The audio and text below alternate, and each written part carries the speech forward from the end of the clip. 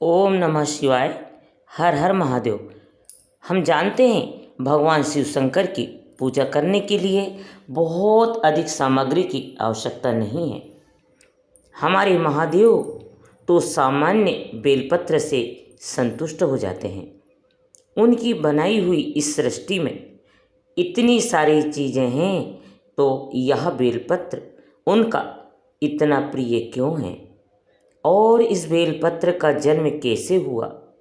आइए आज इस रहस्य से पर्दा उठाते हैं। एक दिन भगवान विष्णु और माता लक्ष्मी बैकुंठ में बैठकर बातें कर रहे थे। माता लक्ष्मी ने पूछा, प्रभु, मेरे मन में एक सवाल है, अगर आपकी आज्ञा हो तो मैं पूछना चाहती हूँ। विष्णु जी मुस्कुराए और बोले, एक क्यों, आप 100 सवाल पूछ सकती हैं। आप हमारी अर्धांगिनी हैं, आपके पास यह अधिकार है। तब माँ लक्ष्मी ने पूछा, प्रभु, आपको सबसे प्रिय कौन है? इसका उत्तर देकर मेरा संदेह दूर करें। विष्णु जी ने जवाब दिया, आपको क्या पता नहीं प्रिय, मेरे भक्त मेरे सबसे प्रिय हैं और सभी प्रिय भक्तों से सबसे प्रिय हैं महादेव। शिव जी की पूजा करता है वह मेरा प्रिय है। शिव जी की आराधना के बिना तपस्या करने से कोई लाभ नहीं होता है और जो मनुष्य शिव जी की पूजा किए बिना भोजन करता है वह नारायण का द्रोही होता है। यह सुनकर माँ लक्ष्मी बोली, हे प्रभु, तो फिर मैं इस सुख से वंचित हूँ। मैंने आज तक एक बार भी शिव जी की पूजा नहीं की है। विष्णु जी ने कहा, देवी दुखी मत होइए, क्योंकि मैं और शिव हम भिन्न नहीं हैं। जो हरि है वही हरा है, अर्थात मेरी पूजा करने से आपको शिव पूजा का फल प्राप्त होता है। नारायण ने हंसकर कहा, यदि आपको इच्छा है तो कमल के पुष्प से उनका पूजन करो, वे अवश्य प्रसन्न होंगे। अपने पति की बात सुनकर माँ लक्ष्मी शिव जी की पूजा करने के लिए तैयार हुई। फिर एक दिन सुबह सुबह वे संसारी सरोवर से 108 कमल के फूल लेकर आईं और ओम नमः शिवाय का जाप करते हुए शिवलिंग पर अर्पण करने लगी।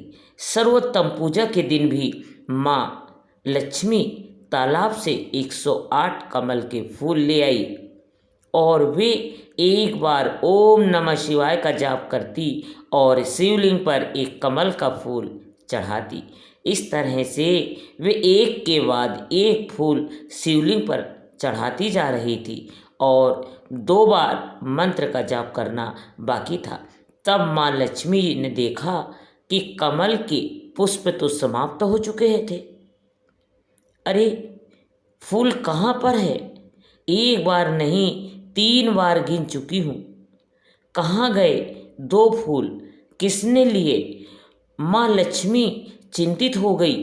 अगर 108 कमल के फूल नहीं चढ़ाए तो मेरी पूजा अधूरी ही रहेगी। अब वह क्या करे?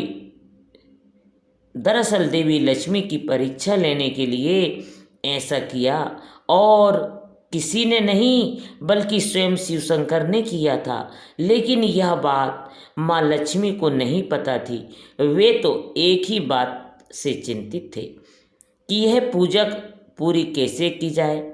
कुछ उपाय समझ ही नहीं आ रहा था। माता लक्ष्मी चिंतित थी। तभी अचानक उन्हें अपने पति की बात याद आ गई।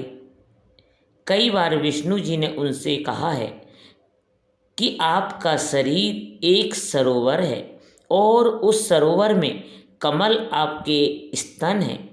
यह याद करते हुए माँ लक्ष्मी ने अपने उद्देश्य को पूरा किया और इसको पूरा करने के लिए अपने स्तन काटकर शिवलिंग के मस्तक पर चढ़ाने का मन बनाया। जब तेज धार वाले चाकू से अपना स्तन काटने को तैयार हो गई तो वे बहुत प्रसन्न हुए और देवी को नमस्कार किया। वे बोले, माँ, हमारा सौभाग्य है कि आपके अंगों से उत्पन्न होकर आज हम शिव के मस्तक पर सुशोभित होंगे। जिस मस्तक पर गंगा की वास है, चंद्रमा सुशोभित है, वहीं हम निवास करेंगे।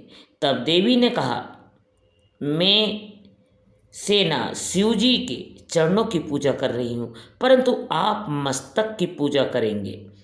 ऐसा करने पर शिव जी जरूर प्रसन्न होंगे।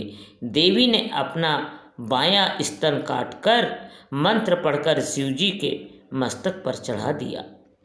फिर जैसे ही वे दाहिना स्तन काटने को तैयार हुई, अचानक स्वयं शिव शंकर भगवान भोलेनाथ महादेव उनके सामने प्रकट हो गए और कैसा का दिव्य रूप, चांदी के पर्वत के समान विशाल शरीर, मस्तक पर चांद चमक रहा, जटा से गंगा बह रही, सारा शरीर राख से ढका हुआ, हाथ में त्रिशूल।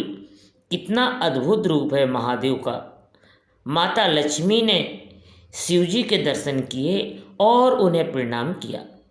हे महादेव, शिव शंभु, माता पार्वती जिन चरणों की पूजा करती है, योगी जन जिनका नित्य ध्यान करते हैं, उन चरणों की पूजा में ही मेरा समय बीते, बस इतना आशीर्वाद दीजिए। भगवान भोलेनाथ संतुष्ट हुए और बोले, तथास्तु। देवी लक्ष्मी आपकी सभी मनोकामना पूर्ण हो। आप समग्र संसार के प्राणियों के लिए अन्नदाता बनेंगी। सभी आपको माँ के रूप में पूजा करेंगे। आपको पूजा करने वाले प्राणियों को कभी भी अन्न की कमी नहीं रहेगी और भक्ति में आज आपने जो पूजा की है उसी के अंश से जन्म होगा। बेल के पेड़ का बेलपत्र चढ़ाकर जो मेरी पूजा करेगा, मैं उसकी सारी मनोकामनाएं पूर्ण करूंगा। कोई सोने के पुष्प या सोने का पात्र भी इस बेलपत्र के समान नहीं हो पाएगा। यह सुनकर माता लक्ष्मी बहुत खुश हुई। शिवजी ने फिर कहा, एक बात और सुनो देवी, जो भक्त बेलपत्र पर चंदन लगाकर चढ़ाए उसे मोक्ष की प्राप्ति होगी। बाद में शिवजी के आशीर्वाद से माँ लक्ष्मी का शरीर फिर से पहले जैसा हो गया। आशीर्वाद देकर शिवजी चले गए। फिर तुरंत ही शिवलिंग पर स्तन कमल से बेल के पेड़ का जन्म हुआ। पलक झपकते ही शाखाएं फैल गई। पेड़ बेलपत्र से भरपूर हो गया। इंद्र, विष्णु, महेश तथा सभी देव देवियों ने पुष्प वर्षा की। वे सभी आए और उस पेड़ के पास पहुँचे। फिर एक स्वर में सभी ने कहा, ओम नमः शिवाय, ओम नमः शिवाय, ओम नमः शिवाय।